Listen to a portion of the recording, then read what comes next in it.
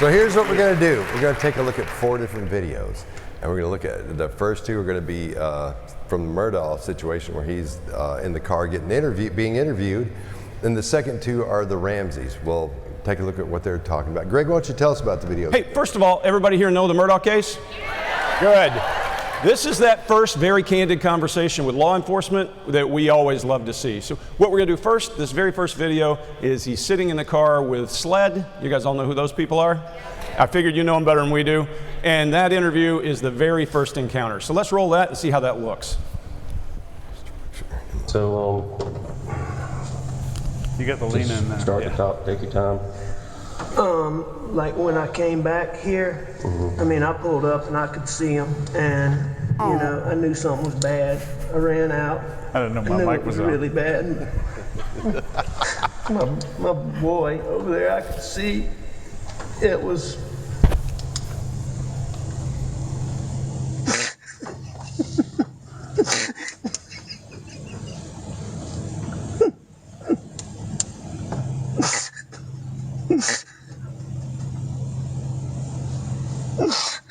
Sorry. And I could see his brain on his.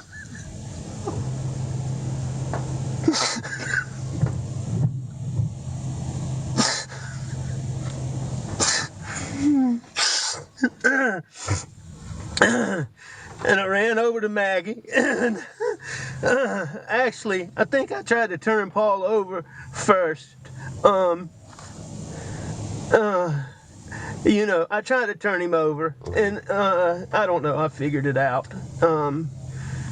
His cell phone popped out of his pocket. I started to try to do something with it, thinking maybe, but then I put it back down really quickly. Then I went to my wife, and I mean, I could see.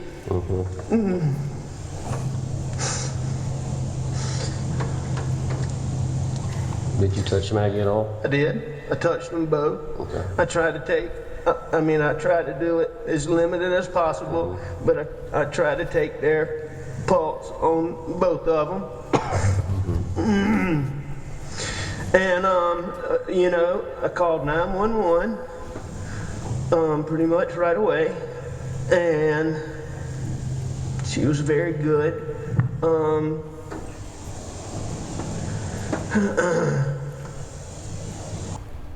All right, so we call this detection deception 101, right? What we want to tell you is there's no thing that a person goes when they're lying to you. It just doesn't happen, right? What we're going to do is we're going to look for piles of indicators, what we all call clusters. So as we start this, I want you to hear, we're not going to teach you this means lie. What do we call people who say that's a liar?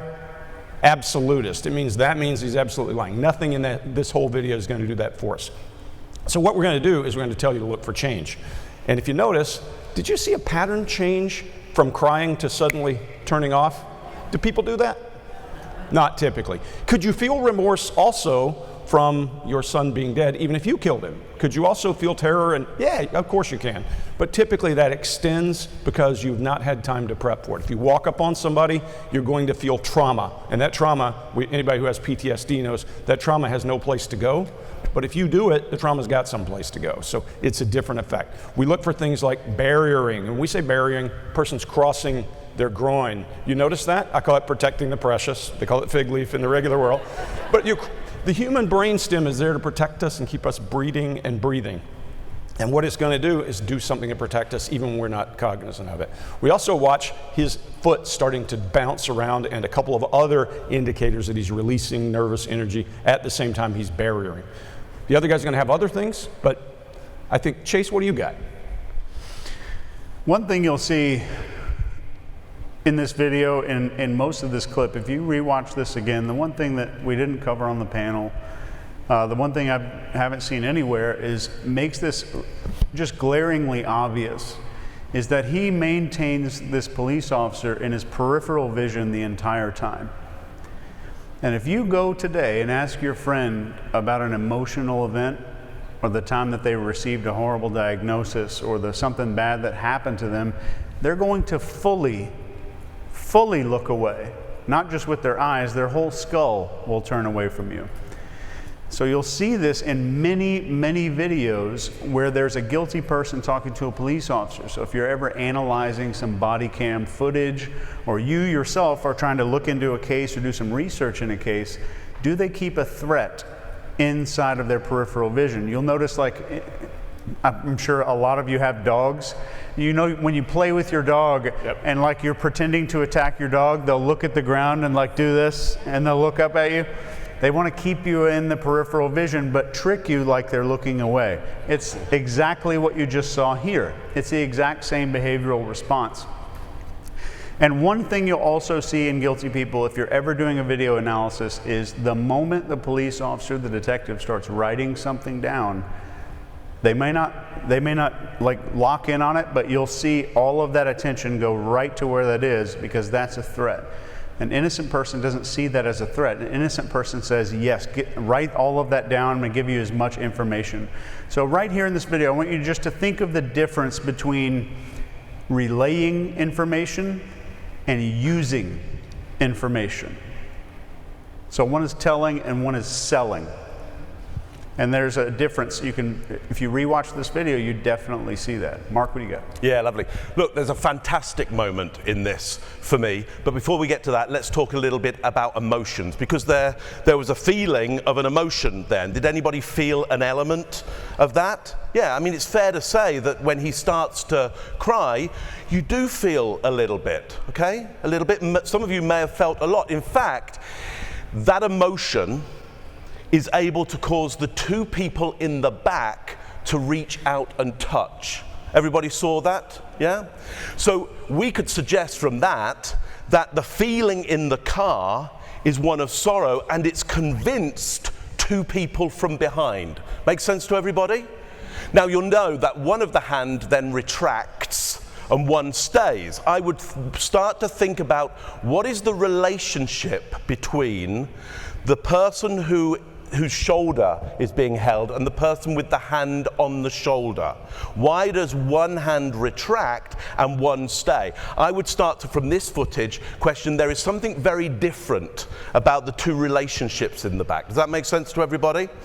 Now, the person in the front, look, they're doing a job of some sort, and they're keeping on track with their job. And we do see in all of this footage that the person in the front, their emotions are coming and going with this. But there's one person that isn't really buying this crying. One person, and that's the person crying. And how do we know that? How do we know that to be the case? Because the hand goes up, the thumbs go into the eyes, okay, to collect tears, okay, and then they rub together like this to see whether there's any wet there. When you've cried, when you've been traumatized in some way and you're crying, have you ever had to do that? You don't care what anybody else thinks of your crying at that point. Isn't that the case? So I see this as a little sprinkle of salt that he's putting. He's chefing it there, okay? Now, one last thing is, you know, where is the asking for help here? Where is the asking for help? Yeah? Scott, what do you got on this one? Alrighty. Now, when something like this happens, something horrible, or you go through a situation where somebody shows up and starts asking you questions about it, what you'll do is you'll just tell the story. You'll tell what happened. His structure of this story, he really doesn't have it down yet. He knows what he wants to say, but he hasn't sat down and said, okay, I've got to say this, and this. If you're going to kill somebody, make sure you get your story straight, get your structure straight, because they're going to ask you about it. So that's what lets us know that he wasn't prepared, because they have all that space in between what happened. In a few minutes, we're going to see Mr. Ramsey talking, and we're not going to hear that space. We're going to just hear just the facts. In this situation, we're not hearing just the facts. We're hearing all these additives on there about where he came from, what was going on, what happened. There's all these things leading up to what happened, but he doesn't come on and say, I went down there. How did you end up down there? I drove up here because I couldn't get him on the phone. I came down, here's what I found. It shouldn't have taken this long at all. Never does. It shouldn't when it's real. So it shouldn't take that long at all.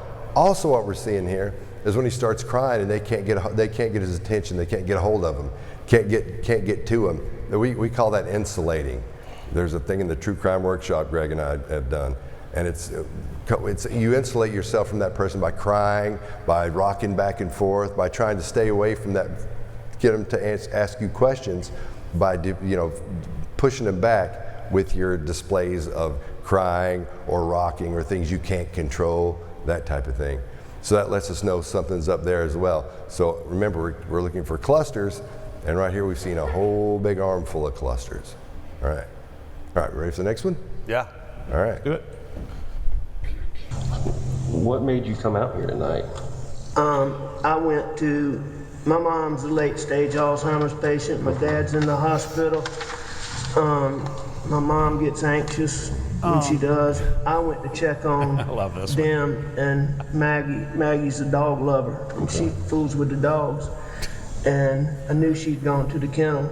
I was at the house. I left the house and went to my mom's for just a little while.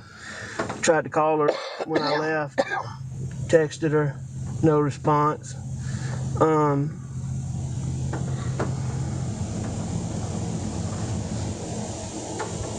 When I got back to the house was obviously nobody was in there, so I figured they're still up here fooling around. Paul was gonna be getting set up to plant. Our sunflower seeds got sprayed and died, and he was refiguring to plant the sunflower seeds. Okay.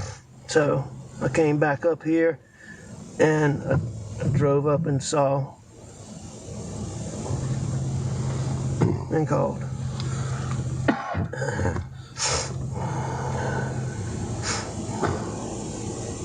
Had Maggie and Paul been arguing over anything? No. What was their relationship like? Wonderful. Wonderful. How about yours and Maggie's? Wonderful. I mean, I'm sure we had little things here and there, but we had a wonderful marriage, wonderful relationship. And yours and Paul's relationship? As good as it could be. All right. Chase, what do you got? I feel bad for those sunflowers. That's the only death that had any description to it. So if you'll notice, this is one of those things that I will say is ubiquitous. It applies to every video that we've ever done, I think, where we have a detail spike in things that where somebody feels a level of comfort.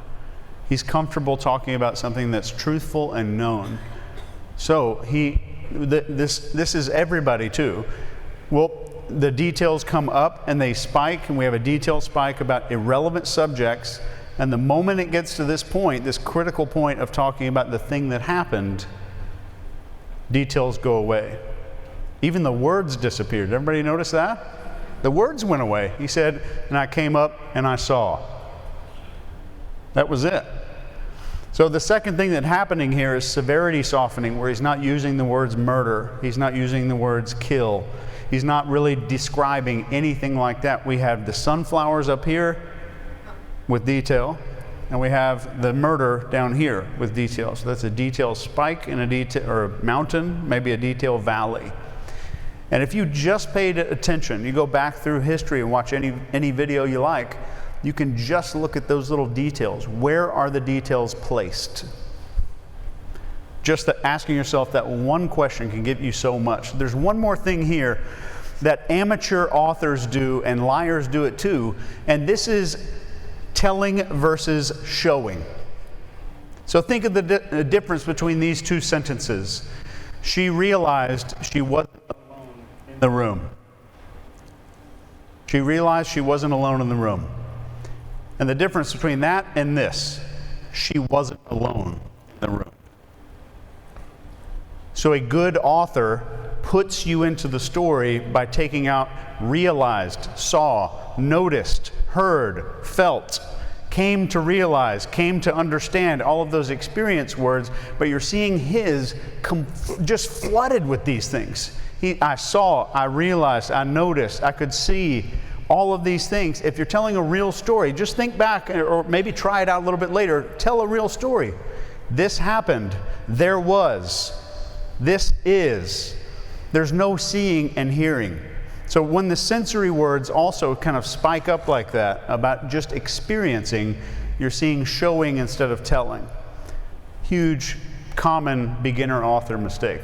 Greg, what do you got? Yeah, so let's talk about what he should have done for a living. He should have been a senator, because this guy can filibuster with the best of them. He's like he's reading from the phone book there. Anybody see any passion in what he's saying? Look, I went down there, and there's flowers, and. When you hear somebody rambling, I wish you could see the front row, because Lori is wearing a shirt that says chaff and redirect. Everybody know what that means? If you don't, when a plane is attacked by missiles, it dumps a bunch of flares and stuff out behind it so that the missiles follow that. And when we find liars, often what they're doing is they're giving us a ton of details, hoping you'll talk about that detail instead of the one that matters about their family. The sunflowers, oh wow, you lost sunflowers? Why do I care where your mother has Alzheimer's? I want to know why you went up there tonight. And in an interrogation, I go, oh, that's good. Tell me why you went up there. Why'd you go up there? And I would be aggressive and pushy. The thing also to note is all of you have heard somebody do this when they stammer and do a pause word. I had a guy who worked on my truck forever, and I'd call him and say, is my truck ready? Guess what? Not getting my truck today, right? So when you hear that, you know that person's pausing. Does he say a few times? Okay, if I ask you the most traumatic thing in your life, how many ums do you think you're going to put in there? Why? Why? Because you don't need to think. It's a fact, right? The fact of what happened, and you're going to tell me the worst part. You know, I came home, she wasn't there, something was wrong. I went up there, and this is what I found. Not a long story, to your point, about dead sunflowers. Mark, what do you got? Yeah, lovely. Okay, so for looking for deception or truth, what we're looking for is patterns, not single indicators, and often a change in pattern. So how do we look for a pattern?